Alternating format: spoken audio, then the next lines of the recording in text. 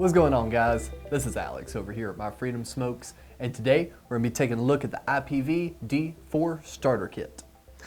This landed on my desk not too long ago, and it is a really nice mod. A nice, pretty decent screen right here on the front.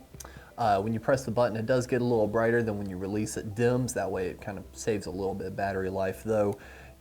Honestly, I'm not sure how much battery life you're going to save between that being super bright and then a little bit more dim, but it also helps if you're in a dark room and it blinding you. The tank with it is pretty good. It takes just a single 18650 battery, and it is temp control. So with that information, we'll go ahead and hop right into it.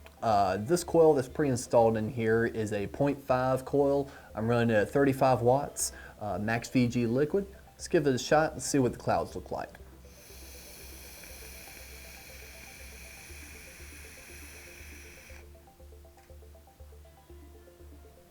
Get some nice, good, thick clouds. First day using this, I didn't think the coil was that great. It tasted a little bit warm and burnt. I decided to bump down the wattage to about 30. Started vaping on that for a while. It felt like the coil was getting a little bit more broken in, so now I'm slowly bumping it back up. And tell you what, since we're in this video, I'll go ahead and turn it back up to 40 because 40 is usually about my middle of the road for my 0.5 coils.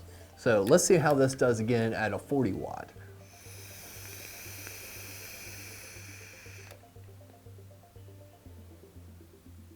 Is about that time. I basically had to vape on this for about a day straight at a lower wattage before bumping it up to this 40 watts. Now that I'm able to bump it up to this, you can really get some good flavor profiles. I'm starting to taste this liquid a whole lot better than I was even at the start of this video.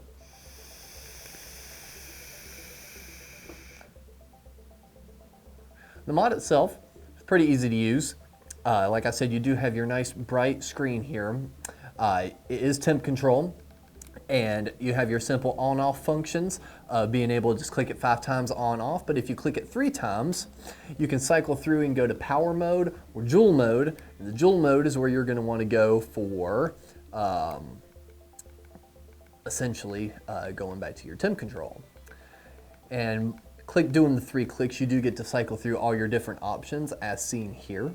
So I'm just continually pressing the firing button. It is going through your different settings.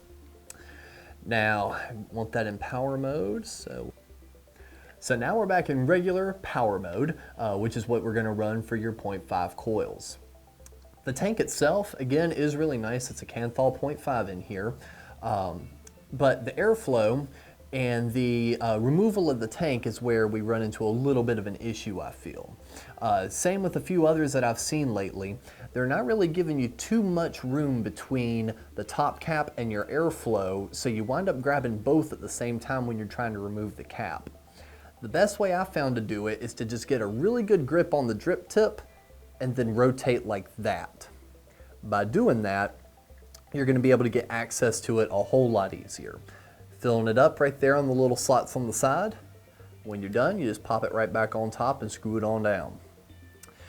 The airflow itself, you basically have on and off, as seen here. It's like on, off, like that. There's really nothing to really grab it in between, so it is a little bit free flow, but it does stop when it's fully closed, and it does stop when it's fully on. So it won't just keep going around and around in a circle. It will stop at the full airflow setting, and it'll also stop when it's fully closed off. So I like it at full blast. I like most of my tanks at full blast, but I know there's a few of you out there that like it somewhere in the middle. So if you like it somewhere in the middle, just keep that in mind when purchasing this mod, that this doesn't have one of those click wheels. It rotates until it stops. Overall, I do find this to be a really great mod. You get your temp control, great tank. Only thing extra you'll need with this is your 18650 battery. It does come with a charging port that you can also update your firmware through that also.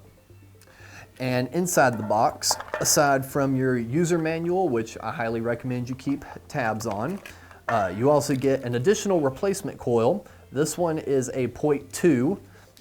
That way you can run it a little lower if you're wanting. Quick information about filling up your tank and the parts of your tank. And then you also get your warranty card that is valid through IPV.